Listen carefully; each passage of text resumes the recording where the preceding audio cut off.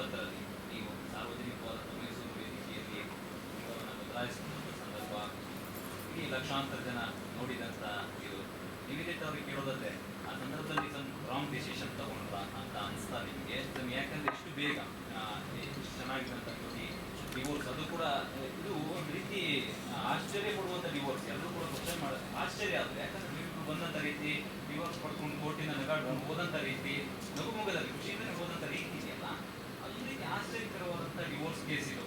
So ನಿಮಗೆ ಆ ಮೂಮೆಂಟ್ನಲ್ಲಿ ಮೈಸೂರಲ್ಲಿ ಆಗ ತೆಗೆದುಕೊಂಡಂಥ ಡಿಸಿಷನ್ ಸ್ವಲ್ಪ ರಾಂಗ್ ಆಯಿತು, ನಾನು ಇನ್ನೂ ಕೂಡ ಬೆಳಿಬಹುದಿತ್ತು, ಆ ಥರ ಮನಸ್ಸಿಗೆ ಏನಾದರೂ ಬಂದ ಈ 4 ವರ್ಷದಲ್ಲಿ? ಇಲ್ಲ ಸರ್, ಆ ಥರ ಏನೂ ಇಲ್ಲ. ಯಾವುದೇ ಡಿಸಿಷನ್ ರಿಗ್ರೆಟ್ ಮಾಡೋದಾಗಲಿ ಏನೂ ಇಲ್ಲ. ನಾನು ಚಂದನ್ ಜೊತೆ ಒಳ್ಳೊಳ್ಳೆ ಮೆಮೊರೀಸ್ ಕೂಡ ಇದೆ, ಅದಂತೂ ನಾನು ಸುಳ್ಳು ಅಂತ ಹೇಳೋಕ್ಕಾಗಲ್ಲ.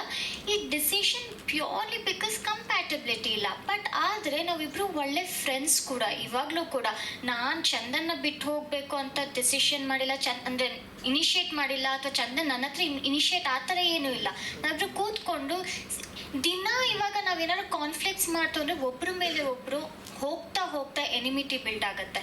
ಬಟ್ ಇವಾಗ ನಾವು ಒಳ್ಳೆ ರೀತಿಲಿ ಒಬ್ರನ್ನೊಬ್ರನ್ನ ಕೆರಿಯರ್ಸ್ನ ಸಪೋರ್ಟ್ ಮಾಡಿಕೊಂಡು ಗ್ರೋತ್ ಮಾಡ್ಕೊಂಡು ಹಾಗೇ ಇರ್ತೀವಿ. ಚೆಂದಾಗಿ ನಾನು ಸಪೋರ್ಟ್ ಮಾಡ್ತೀನಿ, ಅವ್ರು ನನಗೆ ಸಪೋರ್ಟ್ ಮಾಡ್ತಾರೆ. ಯಾವುದೇ ಥರ ಅವಾಗ ಅದೊಂದು ರಿಗ್ರೆಟ್ ಮಾಡಿಕೊಂಡು ಅಯ್ಯೋ ಇನ್ನೂ ಬೆಳಿಬೋದಿತ್ತು ಆ ಥರ ಏನೂ ಇಲ್ಲ. ನಾನು ಆವಾಗಲೇ ಹೇಳ್ದಂಗೆ ನಿಮ್ಗೆ ಏನಾದ್ರು ಟ್ಯಾಲೆಂಟ್ ಇದ್ದರೆ ನಿಮ್ಗೆ ಆಪರ್ಚುನಿಟೀಸ್ ಅದೇ ಉಟ್ಕೊಂಡು ಬರುತ್ತೆ. ಎಷ್ಟೊಂದು ಜನ ಇಂಡಸ್ಟ್ರಿಯಲ್ಲಿ ಮದುವೆ ಆಗಿರೋರು ಇದ್ದಾರೆ, ಅವರೆಲ್ಲ ಅವ್ರ ಕೆರಿಯರಲ್ಲಿ ಎಷ್ಟೊಂದು ಜನ ಗ್ರೋತ್ ನೋಡಿದ್ದಾರೆ, ನೋಡ್ತಾ ಇದ್ದಾರೆ.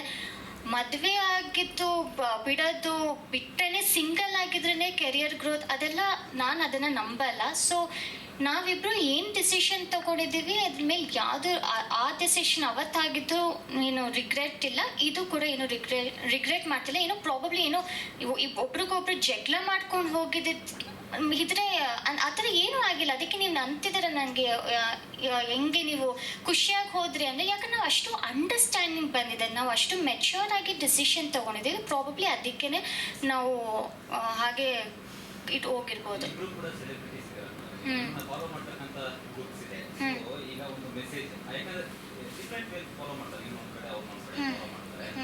ಸೊ ನಿಮ್ಮಲ್ಲಿ ಯಾವುದು ಮದುವೆ ಆದಂಥ ಕುಟುಂಬ ಎಲ್ಲೋ ಚಿಕ್ಕ ಪುಟ್ಟ ಕಿತಾಟಗಳು ಇರುತ್ತೆ, ಮಿಸ್ಅಂಡರ್ಸ್ಟ್ಯಾಂಡಿಂಗ್ ಚಿಕ್ಕ ಪುಟ್ಟ ವಿಚಾರಗಳಿಗೆ ಬಂದಾಗ ಈ ಥರದ ಒಂದು ಡಿಸಿಷನ್ಗಳು ಬೇಕು ಅಂತಿರೋ ಬೇಡ ಅಂತ, ಯಾಕಂದ್ರೆ ಈ ಥರದ ಡಿಸಿಷನ್ ಬಟ್ ಅಂದರೆ ನಿಮ್ಮನ್ನು ಯಾಕೆ ದೊಡ್ಡದು ಮಾಡ್ಕೊಳ್ಳೋದು, ಯಾಕೆ ಇದರಲ್ಲಿ ಇದಕ್ಕೆ ಹೆಂಗೆ ಮಾಡಿಕೊಂಡು ಡಿವೋರ್ಸ್ ತೊಗೊಂಡು ನಾವಿಬ್ಬರು ಫ್ರೆಂಡ್ಲಿ ಆಗಿರೋ ಇರೋಣ ಅಂತಕ್ಕಂಥ ಒಂದು ಮೆಸೇಜ್ ಕೊಡ್ತಾ ಇದ್ದೀರಾ ನಿಮ್ಮ ಫಾಲೋವರ್ಸ್?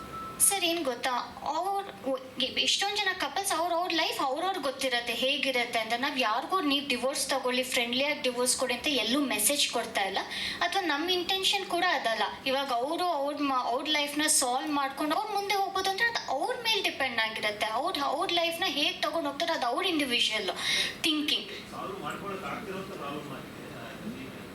Just compatibility. ಇವಾಗ ನೀನು ಚಂದನ್ ಕಾಫಿ ಇಷ್ಟ, ನನಗೆ ಟೀ ಇಷ್ಟ, ನಾವಿಬ್ಬರು ಕಾಫಿನೇ ಕುಡಿ ಅಂತ ಅವ್ರು ನನಗೆ ಫೋರ್ಸ್ ಮಾಡೋಕ್ಕಾಗಲ್ಲ, ಯಾಕಂದ್ರೆ ಅವ್ರು ನೀನೇ ಕುಡಿ ಅಂತ ನಾನು ಅವ್ರಿಗೆ ಫೋರ್ಸ್ ಮಾಡೋಕ್ಕಾಗಲ್ಲ.